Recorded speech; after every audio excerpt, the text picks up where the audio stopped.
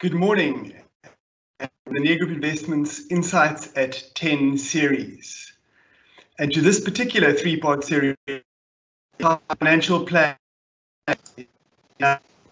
My name is Nick Andrew, and for those who don't know me, I head up Nedgroup Investments.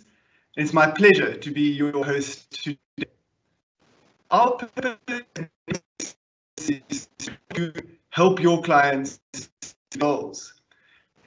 In ways we try to achieve this. The first is to research, identify, and select independent best-of-breed managers who we believe have a sustainable edge and are able to deliver outstanding performance. The second is to try to ensure that our clients invest in the right funds for that reason, to remain in for the appropriate frame. Don't invest at the wrong time. To do this, key parties have an important role to play. We, as the asset manager, communicate timelessly and effectively, especially when market conditions are volatile. You, who play the critical behavior and need to have the correct, not just the easy conversation with your clients. And your client needs to understand of their emotions on what they will their goals. Since lockdown, we have made it a view around the views, positioning, and insights of our best of breeders from around sites at 10 sessions, which have the purpose of keeping you up to date and informed so you are able to engage with your clients. Thank you for your feedback. They're available on and channels on Apple and Google. Also realize how advisors play in times like this and how difficult it can be with clients. Accordingly, we have run and will run a number of sessions that deal less with the current market conditions or the fund positionings or the economic outlook, and more on some of the behavioral aspects on why your clients or even yourself might be reacting as you do, on why different clients react differently and require different conversations, and in understanding this, how we communicate better with clients and ultimately achieve better client outcomes. It therefore gives me much pleasure to introduce Neil Beige, who will be running the three modules today, on Wednesday, and on Friday. Neil is Director of Behavioral Insights of BIQ, an award-winning fintech company based in the UK that's helping advisors understand their clients. He's a specialist on subconscious behaviors that drive our decisions. But most importantly, and what I really like, is he's renowned for bridging the complex theory with the real world understanding, especially in relations to decisions that involve money.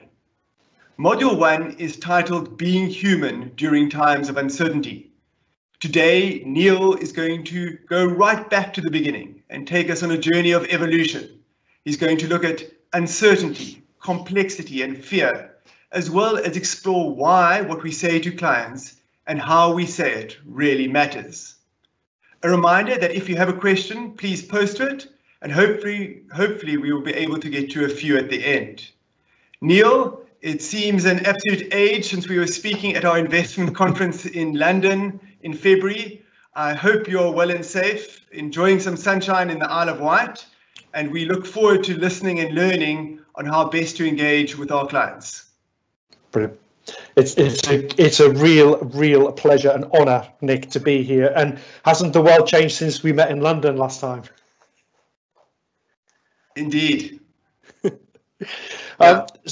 So I'm gonna crack straight on. And Nick, the introduction absolutely perfectly tees up what I'm about to talk about over the next 45 minutes, really, which hopefully should give us some time for questions at the end. So this is a three-part presentation, And so between parts 1, 2, and 3, there is an overarching narrative, and that overarching narrative is all about human behavior in relation to financial planning. And I'm going to break it down into 3 constituent parts. And today I'm going to start with looking or being human during times of uncertainty. So I'm only going to touch on some of the behavioral aspects today, but in part 2, which is taking place on Wednesday, I'm going to do a proper deep dive into behavioral biases and hopefully reveal some of them with every single person on the call. So even though there's a restriction to a degree on the interaction, I want that to be as interactive as we can possibly make it. So in order to kind of look at what's going on in people's heads during times of uncertainty, we absolutely need to paint a picture of who we are as a species and what that means in relation to how we make decisions. And in order to do this, we have to go back and kind of fill in all of the gaps from an evolutionary perspective, because what that does is it gives us the framework and the context to understand why we are how we are in the year 2020. So our journey starts a long time ago. We all know this, right? And I'm using the figure of 5.5 million, and I'll tell you why. Because actually anthropologists would say that we kind of our species began around about 3.5 million years ago with Australopithecus, but actually in the Tugen Hills in Kenya a while back now, there was remains of a bipedal skeleton found, and they aged that through science at 5.5 million years ago. They called that Auroran tugenensis of the Tugen Hills after the Tugen Hills in Kenya, where it was discovered. And it is believed that this is our oldest ancestor. This is the time when we climbed out of trees and became bipedal, walked around on 2 legs. Now, over the course of a long time, of course, we develop as a species, right? So if we move forward from that point to 4,000 years ago, what we get here is we get early humans starting to have a cognitive ability to figure out ways to hunt and to take the things that we're finding in the landscape around them and to put them together to create incredibly primitive weapons so that they could hunt. So putting stones on the end of sticks to make very early spears, for example. So it's interesting that, you know, that was kind of like at the top end of our cognitive capacity, if you like. But actually, just to get to that point, if you look at the figures, has taken 5.1 million years to evolve, you know, from a brain perspective to get to that point. If we go forward from 4,000 years to 150,000 years ago, this is where we start to develop complex speech and symbolism. Now, this is where we, you know, there's a whole series of photographs and evidence of symbolism found in caves around the world. And I always find this quite interesting that it was 150,000 years ago that this was discovered. And one of those symbols, which is on the screen, which is called the crosshatch, is still used today, although we call it the hashtag. It was used even before the internet era as the pound key on telephones. But that symbol has always been with us. And it's quite interesting, actually, if you look at the catalogue of symbolism from that time, there are still many symbols 150,000 years ago that we use today. If we move forward to 50,000 years ago, then this is where we get to the birth of modern man. This is the kind of the species that we recognize in ourselves. And this is where we start to do things like bury our dead ritually. It's where we realize that we could be making the clothes from the hides of the animals that we've hunted. And it's where we develop much more complex and collaborative hunting techniques as a species. And again, if you look at the timestamp between that point and the point at the beginning, this has taken us, in essence, 5 million years to get to this point. So evolution isn't a rapid thing, which we all know this, right? Zoom forward to 6,000 years ago, and this is where you get to the first real civilization on Earth, the Sumerians of Mesopotamia. This is where we start to do things like have hierarchical structures. This is where we have a society that we would recognize in our societies of today. Now, the Sumerians of Mesopotamia also invented, as in how we would recognize it today, writing. But again, that was 6,000 years ago. So this is quite an interesting point to pause to a degree, by moving forward another 500 years to the Tudor period. Because if we just reflect back on that journey that we've taken, and we go back to the 150,000 years ago, humans developed complex speech and symbolism. So we're already carving symbols in the wall. 6,000 years ago, the Sumerians invent writing as we kind of know it. And then if you go forward just to 500 years ago to the Tudor period, what you find is many statistics would show you how slow we've evolved, but some of them are still with us today. So if we take one as an instance, and we take the measure of illiteracy, in the Tudor period, 70% of males were illiterate and 90% of females were illiterate, which is a huge number given that writing has been around for 6,000 years at this point, or 5,500 years at this point. It's a really quite interesting insight into how the brain deals with new skills, and especially when those new skills are complex. And for anybody on this call who's ever tried to learn a new language, you will understand exactly what that means. Learning a new language is a difficult skill, else everybody would do it all of the time. And this kind of falls loosely into that camp. Now, if we zoom forward to today, to the year 2020, this is where we kind of, our life has fundamentally changed. And I'm going to touch on this in a second. But one aspect that I want to bring back in is this, because what we assume, especially from a financial literacy perspective, is that, yes, illiteracy rates in the Tudor period were sky high, but people make the assumption that that's not the case today. Well, actually, in the UK, if you look at the Office of National Statistics website and you start to look at illiteracy in the UK, 15% of the UK adult population fall into the classification as functionally illiterate. And what that means when you start breaking down the data is that on average in the UK, the reading age is only 9 years old. And the average numeracy age, the ability to do basic mathematics skills, is 11 years old. And this data, by the way, if you start looking at data similar around the world, is remarkably similar around the world, especially in the bigger developed countries. Now, this poses a problem in itself, because what we do as human beings is we use ourself and our skill and our abilities as the benchmark for every other human being that we interact with. So if I can pick up a thick, complex novel and start reading it, and I can compute it and I can understand it, there is a chance that I will just assume that anybody could pick up the book and read it and understand it. And I think that often can do people a disservice, because we are presenting them, especially in our industry, with documentation and literature, etc., that contains regulatory heavy or complex language on the assumption that every single one of those clients will be able to read and understand everything that we've put in front of them. And I think, I'm going to kind of nail my colours to the mast here, if you like, I think that that is a wrong starting point, because I would suggest that there are people within your client base, if you like, who will have lesser skills when it comes to reading and understanding the data that we're putting in front of them, more so than somebody else. And I'm going to come on to what that means as I end today's presentation.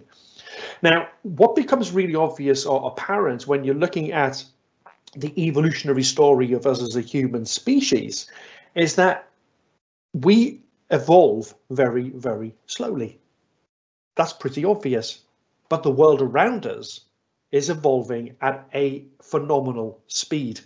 It's kind of like a real tortoise and the hare situation. So and this creates a whole raft of problems for us as a species. So kind of what you end up with is our biology slowly moving along, our brain slowly developing, and the society around us and technology around us evolving at warp speed. And our brain is always playing catch up with what's going on around us. And the problem that gives us is it creates multiple cognitive conflict points.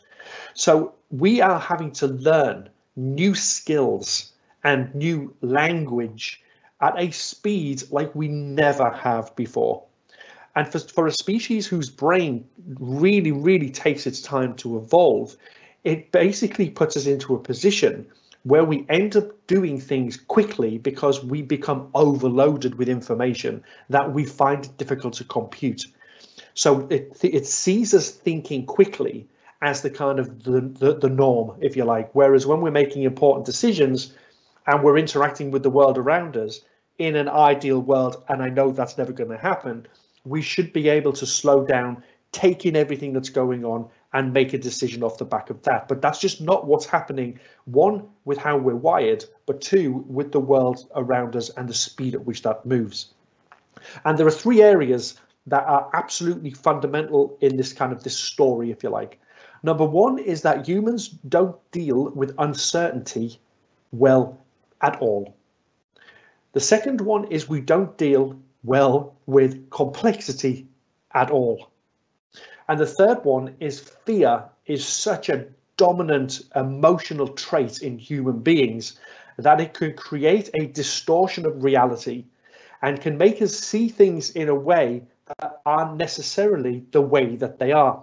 And I'm not going to delve into uncertainty in too much depth in its own right today. I am going to touch on that more so in the second session, but I am going to focus today more on complexity and more on fear. And I want to start by looking at fear. Now, fear is a really interesting subject matter. Actually, when you start delving into fear and you start looking at the subcomponents like anxiety, stress, worry, concern, panic, it becomes a really fascinating subject, especially when people are trying to make a decision where complexity and uncertainty are factored in. And what is a financial plan? What is financial planning if it's not a roadmap to a future that at the point it is created is uncertain? And therefore you could argue is fear inducing in its own right. Now, fear, there's a great quote here from H.P. Lovecraft, who was a Victorian horror writer. And he wrote this in one of his quotes about the stories he used to write. And he said that the oldest, the reason why he preyed on fear, because he knew that the oldest and strongest emotion of mankind is fear. But the oldest and strongest kind of fear is the fear of the unknown. Now, if we just pause for a second here and just think about what's going on in the world today, we are currently in the midst of a global pandemic. People are on lockdown. Governments are scrambling around trying to figure out what the best thing to do is for both the population and the economy and our health, etc., etc. So everything that we're living in or living through at this point in time is shrouded with uncertainty. And therefore, it's obvious why people are fearful and anxious about what's going on. And it's because there is no metaphorical light at the end of the tunnel. People need that routine. They need to understand what's next in order for us to rest our brains and just get on with life. And when we're surrounded by this uncertainty, as it says on this slide, the unknown, then it creates a very powerful surge of fear in every single human being. And this is hardwired into our biology. Now, years and years and years ago, I studied human biology, and the way that the human brain works just from a biological perspective is absolutely fascinating, because it triggers things in us that we just don't realize it's triggering. And this is one of those examples. So here I've split the human brain into three kind of simplified sections. The biggest part of the brain by far is the neocortex. And the neocortex is therefore language, reasoning, planning, etc., etc. At the very bottom, back right, if you like, at the top of the neck is our reptilian brain. And this is completely autonomous. And it deals with all of the functions that it needs to keep us alive, like breathing and our heart rate. It does everything that we are absolutely not in control of at all. And then at the very kind of in the center of the brain, if you like, sitting in between the two lobes, is the mammalian part of our brain, which is responsible for our emotions, our memories and our habits and our attachments. Now, in relation to fear, this is really important. There's two other little structures in this image that I just want to draw out. The first one is the green kind of nut-shaped image, which is actually in reality about the size of an almond. That's called the amygdala. And then just sitting up slightly just north of the amygdala is a part of our brain called the hypothalamus. Now, why am I doing a biology lesson? Well, it's actually crucial to understand what goes on when people are making decisions and fear has been triggered. So what happens is this. Our brain senses fear, and a message, and the way or where this is sensed is in the amygdala. And this happens well before we become consciously aware that any element of fear is around us. This is why you hear stories of people who, a very well-known story is of a guy who bent down in a road to pick up a child who'd fallen over and whipped the child away and turned his head the opposite direction without realizing why. And it's because his amygdala had sensed a car coming from the right-hand side and had triggered his body to automatically react to that. There was no conscious effort on his part to do that. It's a really, really powerful process. And the amygdala senses fear, and it sends a message to the hypothalamus, and it says, I sense fear. We need to go into what we colloquially know as fight or flight, which is actually called the sympathetic nervous system. And the hypothalamus triggers a series of operations which are absolutely phenomenally quick. Typically 3/300ths of a second this all happens in. And it basically does the following. It dilates the pupils, it focuses our hearing, it stops our mouth producing saliva, it increases our blood flow and our heart rate, our bronchi and our lungs relax so that we can use them to full capacity. It shuts down bodily functions that aren't needed, like our gallbladder, our intestines and our stomach. And it floods the body with epinephrine or adrenaline. And like I just said, it does all of this in approximately 3/100ths of a second. It is incredibly quick, quicker by about 10 times than a blink of an eye. Now, it also does one other thing, which is really important to this story. Under the conditions of fear, stress, anxiety, worry, when your sympathetic nervous system is triggered, the brain also shuts down or inhibits the prefrontal cortex. And the prefrontal cortex is the part of our brain that we use to make decisions. So I'm stressed, I'm fearful, I'm significantly anxious. Immediately, if my sympathetic nervous system is triggered, I am immediately in a disadvantage in relation to even trying to make a sound, rational decision. My biology has just gone completely against me by inhibiting or shutting down the part of my brain I need to make a decision.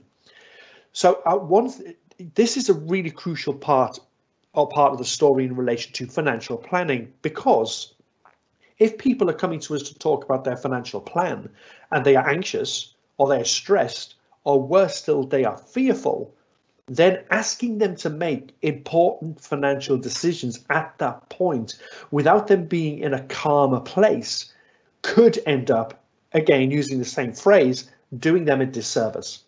And there is an abundance of research that draws this out. If you look at this particular piece of research, which was carried out by Fourth Wellbeing, what they do is they look at how many people self-assess themselves as being stressful and how often they exhibit stress. And 87% of the thousands of people who went through this survey said that they experience stress at least once every day. And when they went in to look at this, they found that the top 3 stressors in people's lives in this order were money, work, and health. Now, I get that this is also circumstantial. So I would argue that over the last 11 weeks of living through a global pandemic, health potentially may have dropped to the top, but actually with people being furloughed and not working and people being made redundant, I would also guess that work and money were absolutely dominant as well. But actually, the last 11 weeks, all 3 of these things will have been flipping around and will have been giving people stress and anxiety and fear and worry. So money is absolutely a core factor in the way that we kind of navigate this uncertainty, this complexity, and this fear. Now, I just want to touch on this a second, because I'm using two phrases, and often those two phrases aren't used together.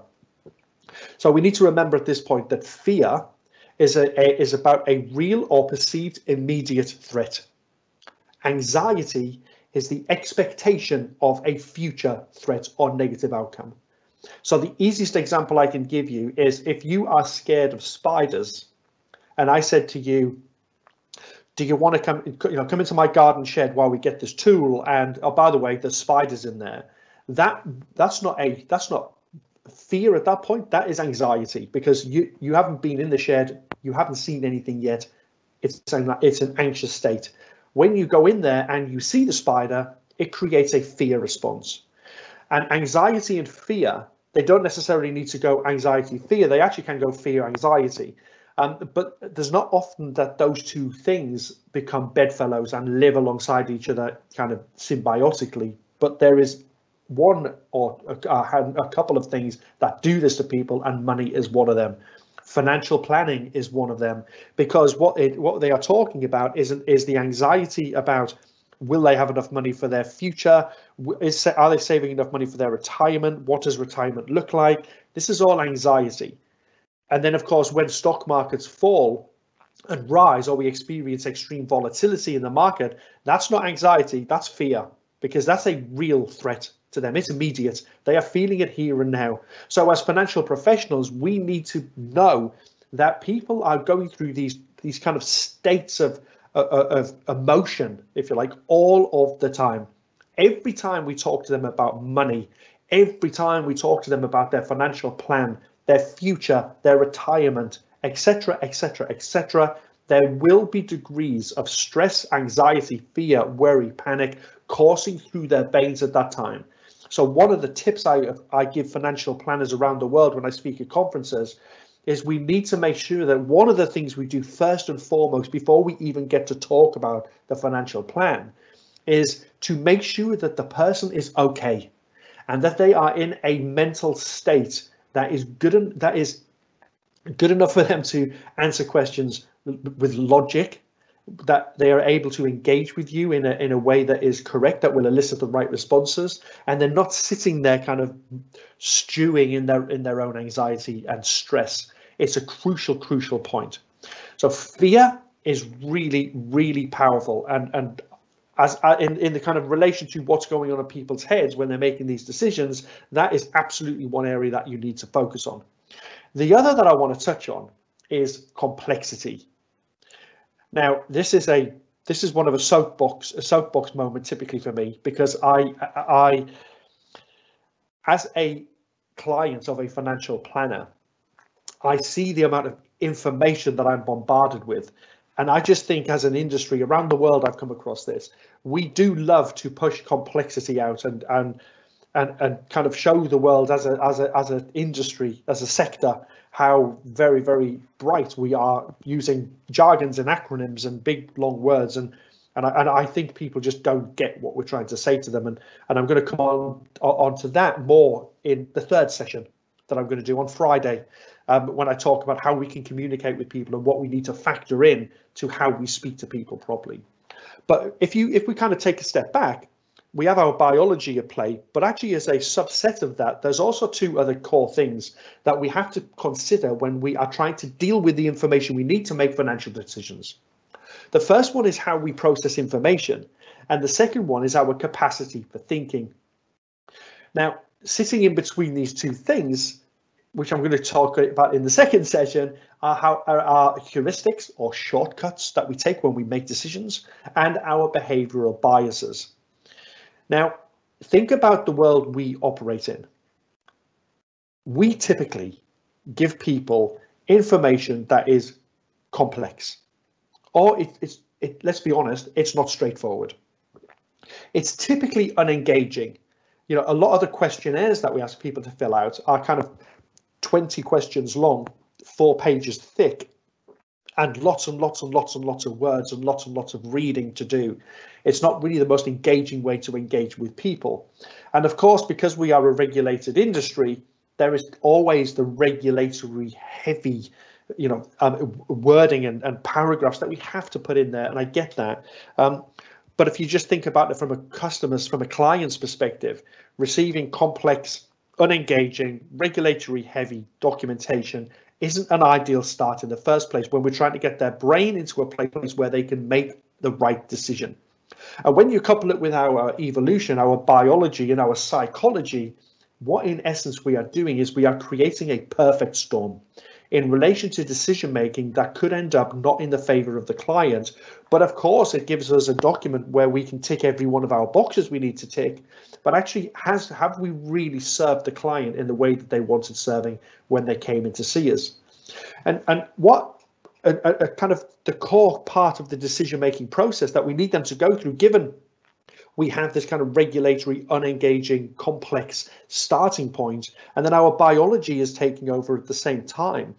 Understanding what goes on in the decision-making process equally becomes an important factor to just be aware of. I'm not saying we should understand this to the nth degree, but just having an awareness of something, of how that decision works out, is also really important. So when we're making a decision, what happens typically is you as my financial planner give me information and I start to read that information. Now, and that's the stage here that I'm calling processing information, right? So I'm looking at it and I'm reading it, and I'm reading it in a conscious state, but I'm processing the information in an unconscious way. My brain is taking it in and is rattling through it at a rate of knots, and it is processing all of the information that I'm currently reading. At the same time, I'm also trying to determine value in what I'm reading. Is this what I want to see? Is this what I want to do? Is this making sense to me? Do I need to ask for more information, etc., etc.? And again, this happens in my unconscious mind. When I've done that process, what happens is I typically push this forward into my semi-conscious. I become slightly conscious of the fact that I'm thinking about a decision. Now, what's really important to understand here is that in every decision a human makes, about 90% of every decision we make happens in our unconscious or in our semi-conscious in this example. Use the word unconscious and you're safe. Every decision we make typically happens, 90% typically happens in our unconscious. So think about this for a second before I click on the next one. We are giving clients information. We are giving them that information in order for them to read it, to understand it, and to make a decision. And yes, we can interact with them and we can say to them, do you understand? Is there anything you want me to explain, etc., etc. But being unaware that 90%, the majority of the decision they're about to make, is happening inside of their unconscious mind, makes me, if I were the financial planner, pause and absolutely consider how I'm presenting information to people and what I'm saying. It's absolutely core to ensuring that the decision is right for them. And then, by the way, the only point when this pops at the point when it pops into our head and we become conscious I'm making a decision, obviously that's conscious, is when we end up taking the decision that we have just made. So the majority of every decision we make sits in our unconscious mind. And of course, that means, therefore, that we are absolutely subjected to behavioral biases and heuristics. It's not possible because they are manifestations of our unconscious thinking processes. So how we process information and our capacity for thinking play a crucial part. And I'm going to delve into those two kind of those two areas on Wednesday when I go through what's going on when we make decisions. But I just want to touch on, if I can, behavioral biases here. Not a deep dive yet. That's next session. But I just want to touch on a few because it's really important to understand how biases are playing out when we become anxious or stressed or worried. Now, I think I showed this slide when I presented at the event in February or whenever it was. The amount of behavioral biases is ridiculous. I think some of them are made up. But actually, when you look at the literature, the academic literature, there are many behavioral biases that have been discovered, that have been deeply researched, and have been proven to be a factor in how we make decisions. And of course, I get this, that when you as financial planners look at this list, you kind of will, the thought process is, where do you start? and actually BIQ, the company that I founded, this has kind of been our lifeblood, figuring out how do you take the kind of the 300 odd behavioral biases and figure out which ones are the most important in relation to financial planning and financial planning decisions. And the reason why I've chosen these 5 for this session is because these biases can all be supercharged when anxiety visits. We can become highly susceptible to how information is presented to us when we are anxious. We can resort to our own opinions and our own views when we are anxious, confirmation bias. We can become overconfident because we just need to make a decision because it feels horrible and I need to get this off my kind of my list, if you like. So we can become very overconfident in our abilities and our knowledge. We can often just do what everybody else does because safety in numbers, and we can become very loss averse. We can kind of wrap our arms around our money and go, no, I don't want to lose any more. And all of these things never arrive independently. They all arrive at the same time, like a behavioral bias tsunami.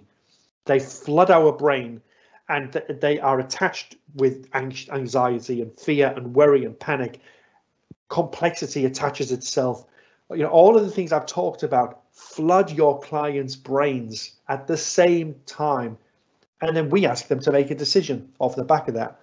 So again, understanding that these things are going on gives us on this call the foundation to then go into the next 2 sessions of this webinar and explain what that really means and what we can therefore do about it.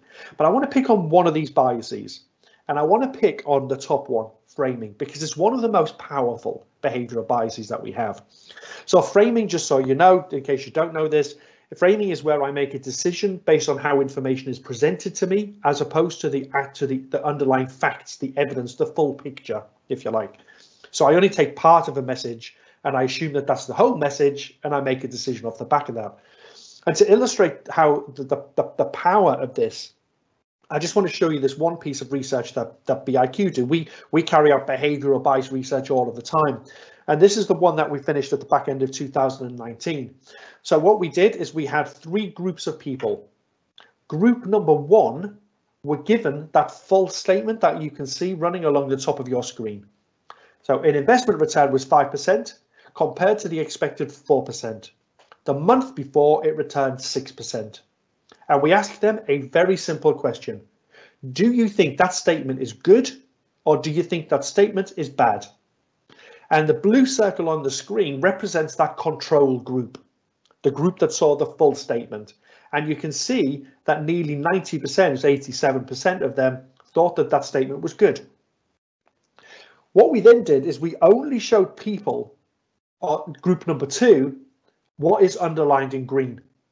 So we only showed group number 2, an investment was 5% compared to the expected 4%. That's it.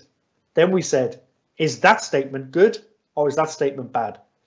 And by ignoring the back end of that message, you can increase the amount of people who think it's good, not by a great deal, but in this example, to a flat 90%. It's not a great deal, but I've still managed to manipulate some people into thinking something was good by missing off some information. Then group number 3 were only shown what is underlined in red. An investment return was 5%. The month before, it returned 6%. Is that good or is that bad? And what happens then is only 32% of people think it's good. That's a decrease of 50% from the control group by just missing out a piece of information. Now, let me just suggest this. As a financial planner, you know that the client is expecting 4%. Right? You know this. It's a conversation you've had time and time again. So you think, do you know what? I don't need to put into my document compared to the expected 4% because they know this. It's a conversation I've had many times. I'm going to miss it out. And I'm just going to put, oh, this month was 5%. Last month was 6%. There you go.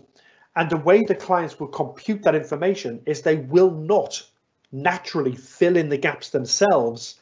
They will just read what is presented to them and make a decision off the back of that. So it is absolutely imperative, especially in regards to framing, that we don't jump to assumptions that people just will fill in the dots, the gaps themselves, because that's just not how the brain has been evolved or is wired to work. The brain is evolved to fill in the gaps that are missing so we can make sense of the world. And this is beautifully illustrated in one of the best illusions I've ever seen, called the Kanitsa triangle, a Sicilian mathematician who designed this. And what he basically says is it's quite easy to show people a jumbled mess, where this is information, this is data, but it's in a mess. And it's three little Pac-Men, if you like, and three chevrons. But what I can do is I can get the brain to fill in gaps and to see information that doesn't exist by putting all of this into a different order. And if I just flip it all around, and then I ask you this question, how many triangles can you see? Now, what I get, and I've done this around the world at conferences, and I've got hundreds of responses to this question. The answer typically ranges from 2, people can see 6, some people can see 8. But of course, the real answer is there isn't any triangle in there at all. There isn't one triangle in this illustration, or not one completed triangle, because the white space in the middle is a white space. The chevrons on the outside don't have a bottom line, so they're chevrons. And the Pac-Man hasn't got a line along the bottom to complete that triangle. And yet the brain looks at this information and it sees things and it jumps to conclusions without actually pausing and thinking, actually, there is none. Now, when you do this with people, and you can Google this and search for it yourself, when you put this in front of people and just say, how many triangles can you see? They go, about 2, 3. And then when you say to them, how many are there? Once they've slowed down, once they've looked at it for a long enough time, they go, oh, there aren't any. And that's when they see the answer. So our job as a financial planner is to help clients cut through the noise and to get to the truth, the evidence, as quickly as they can, and not allow the former part, this kind of gut feel, to dominate their thought process. And we see this kind of playing out in real life all of the time. So if you just look at this is an amazing piece of research. So the CII in the US looked at causes. I'm bringing the tone down slightly here. Causes of death around the world. In blue, real causes. In green, how people think they're going to die. And in yellow, the press coverage that those areas get. So you can see that the real, in the Western world especially, biggest killer of people is heart disease. Hardly anybody thinks they're going to die of that. And then if you look at terrorism and murder on the right-hand side, the reality is that they are very small in statistical terms of the real causes of death of people. And yet, because they are covered by the press all the time, people blow reality out of all proportion and believe that actually that is a more statistically significant event than the reality portrays. This is called probability neglect as well, and I'm going to come on to that in session number 2. So understanding about these behaviours just isn't good enough. So take framing as an example. I know everybody on this call has framing bias, but what I need to understand as a financial planner is where on the scale of susceptible to resilient you sit, because that changes how I converse with you. Are you more resilient or are you more susceptible? And if I understand where you sit, but more to the point, I understand that for every single one of my clients, then the way that I speak to the susceptible group is fundamentally different from the way that I speak to the people who are resistant. The narrative I deliver changes because I know that one is going to look at everything on face value and just go with it. The other are going to dig deeper and start to explore the evidence. And all of this kind of concept of behavioural bias and its strength and its influence, I'm going to cover off in session number 2. So make sure you kind of come back on Wednesday to hear part 2 of this, where I delve into that. So to summarise everything I've kind of talked about in session 1, number 1, we need to remember that anxiety and fear are in our DNA. They are just who we are. We are emotional creatures. And it doesn't take a great deal to trigger our sympathetic nervous system and put us into a place where making decisions becomes really, really difficult. Remember that when we are making a decision, the majority of that decision-making process happens in our unconscious mind. From processing to determining the value to analysing whether we should be taking the decision in the first place happens without conscious thought. So we need to be aware that people will rapidly make a decision, and the process that they arrived at to get to that decision happened in their unconscious mind. Number 3, remember that when we are anxious, stressed, or worried, or panicking, or we are in an emotional state, certain behavioral biases that we have can get supercharged and can absolutely become the dominant factor in how people are making decisions. So we need to be aware of this, and when we are meeting and speaking to our clients, don't just jump straight in with both feet to having a conversation about the financial plan.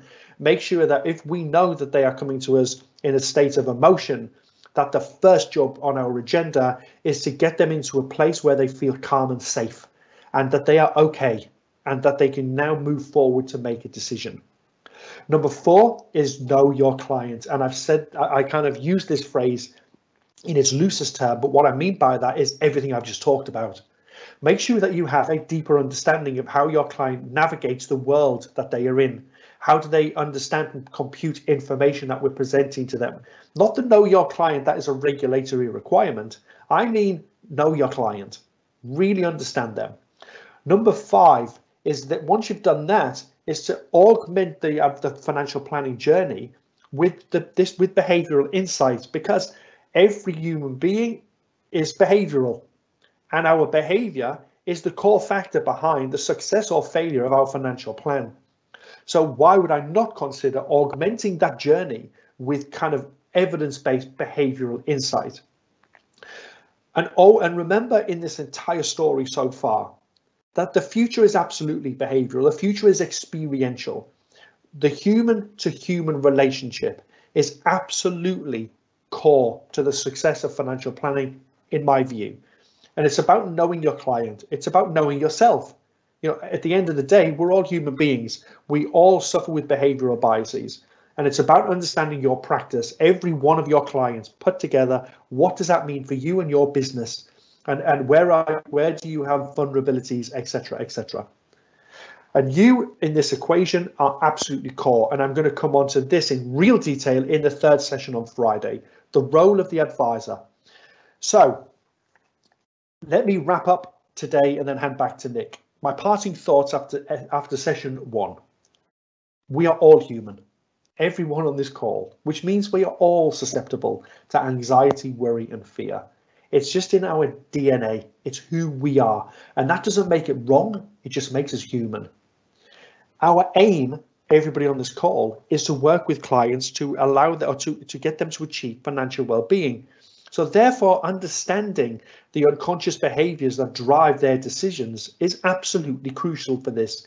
We can't ignore that. We absolutely need to understand that. The shortcuts that we take, heuristics, and our behavioral biases play a significant role in this. So understanding not just that a bias exists, but its strength and where they sit on that arc, if you like, from weak to strong, changes the narrative. It changes how I deliver my financial planning and my advice.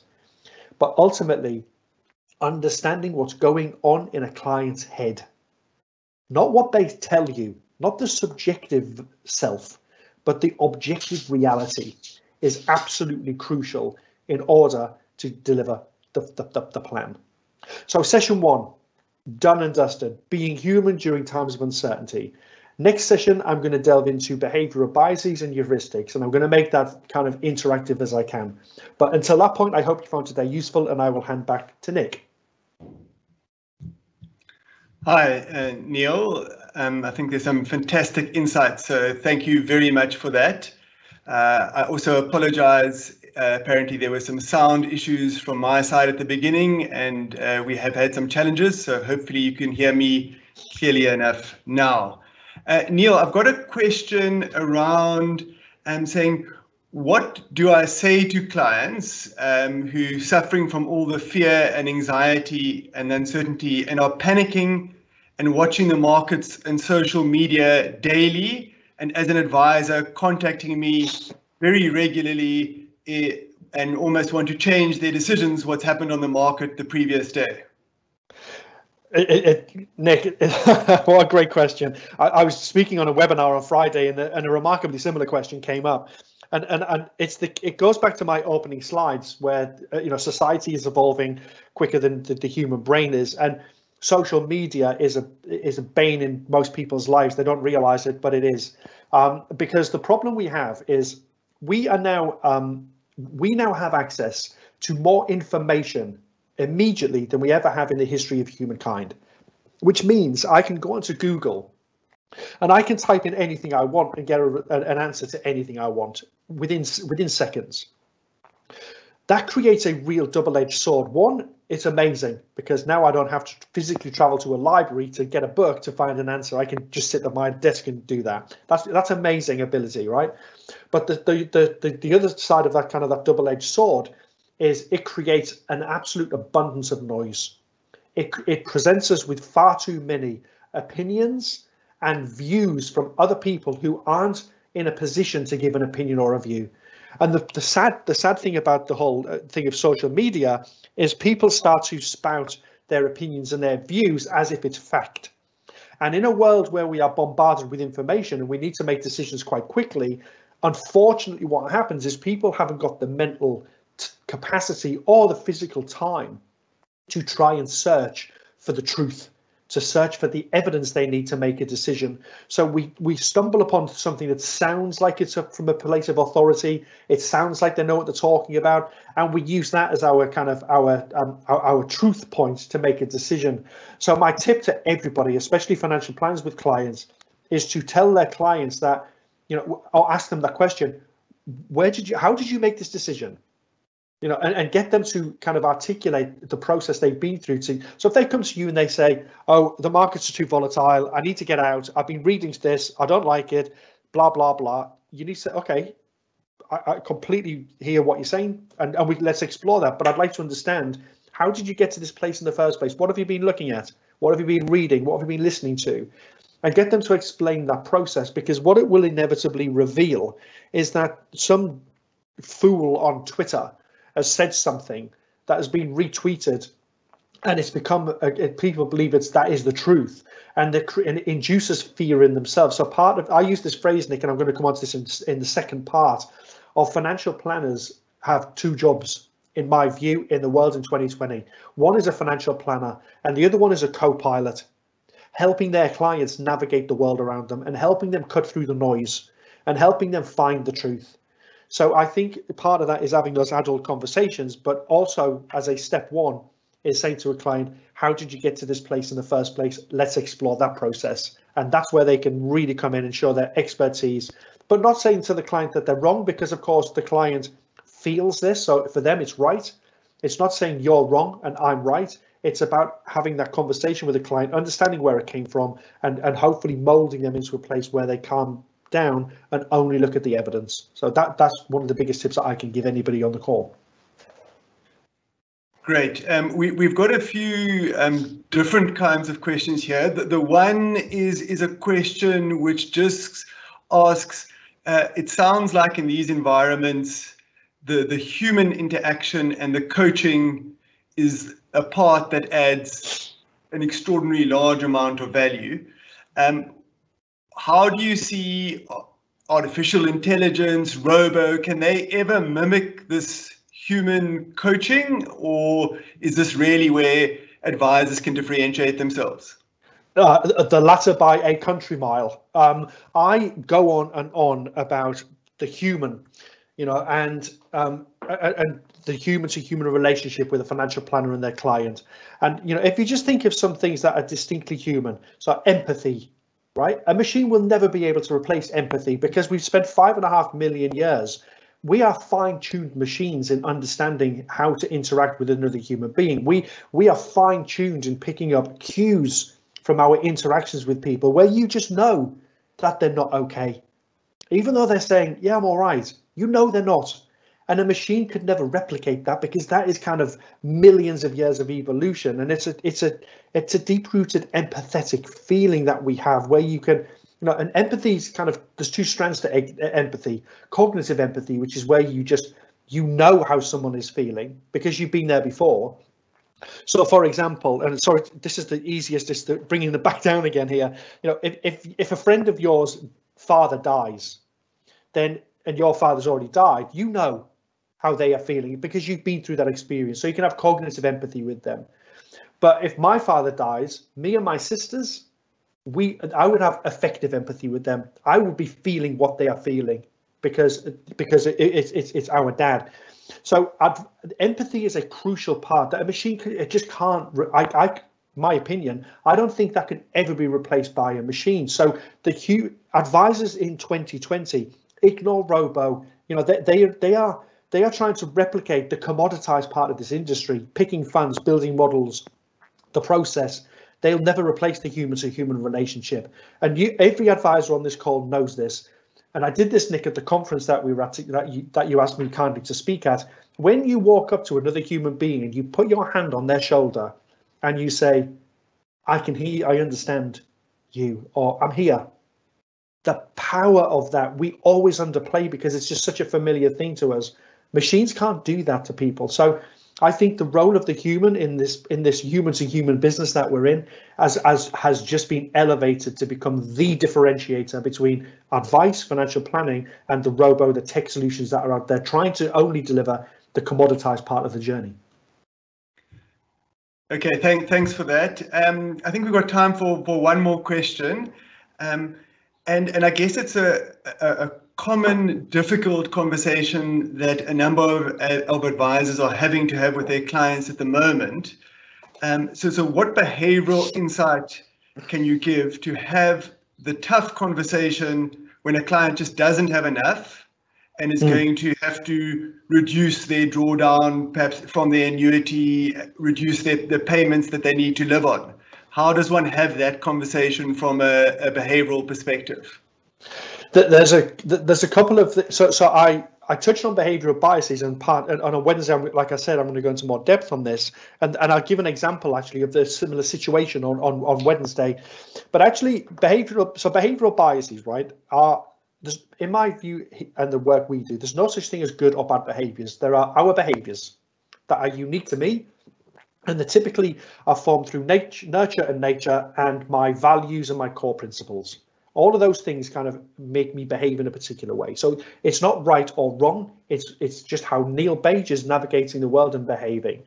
Now, I am full of behavioral biases. And people often see them as negative things, but actually they can be used in a really good way. So, for example, probability neglect or mental accounting, which I'm touching on Wednesday, can absolutely be helped to frame conversations in a way that says to somebody, look, you know, the plan's the plan. You might need to, if you want to get to this point in the future, there's no way that you can do this on the contribution level, on the risk profile. What can we change? Well, we can't change the risk profile because that's wholly behavioral, but we can change the contribution level. You might need to take less at this point. And it's about framing that conversation, Nick. It's about saying, you know, it's about asking questions that draw on coaching skills. So it's not trying to get to a place where the answers will be closed questions, but actually it's an open dialogue. And it asks people questions like, you know, when you retire at 60, what does day one after 60 look like? And get them to tell you that the vision, and from those conversations, you can start to draw the elements you need to figure out, actually, do you know what, this plan is a great plan, but maybe they don't need as much as they think they do. Yes, in some cases they may think they need more, but it's about framing those conversations in a way where we utilize what's going on in the person's unconscious to get them on the same page, so to speak. And in session 2, I'm going to touch on several of these biases, and the answer to this question will actually become much more apparent at that point. Great. Thank you, Neil. Thank you very much for a fascinating presentation, and thank you to everyone for attending.